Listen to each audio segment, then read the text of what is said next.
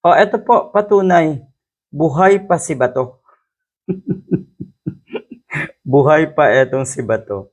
Nagsalita na ang gunggong kasi doon sa pagtitipon netong, koalisyon.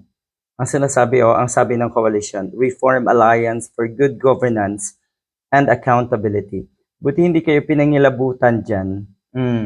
Rage, rage.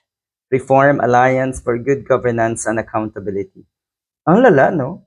Ito yung madalas kong sabihin dati na etong mga nasa paligid ni Duterte, etong mga DDS, 'pag nasukol sila sa kanilang kawalang-hiyaan, ah, sila yung magdadrama na sila yung mabuti at sila yung maayos, 'di ba? Kadalasan rin yung kanilang kawalang-hiyaan ibinabato sa iba. Yan ang kaisipan netong mga ito. O ayan, may audio message daw etong si Bato de la Rosa. Nagbigay ng mensahe dito sa pagtitipon na ito. Gunggong na 'to. Buti hindi ka nahihiya sa balat mo, Mr. Bato de la Rosa. Buti hindi ka nahihiya sa kalbo mong ulo, Mr. Bato. Kasi kahiya-hiya na ang ginagawa mo. Totoo na meron ka pa ring mga taga-suporta na akala mo or akala nila tama yung ginagawa mong pagtatago. Nakakahiya. Yung tapang-tapangan neto mga hunghang na ito, oh, mga duwag naman pala. So, kung titignan natin mabuti, by the way, meron din dito sa amin, akala mo isang DDS din 'to. Ang tapang-tapang.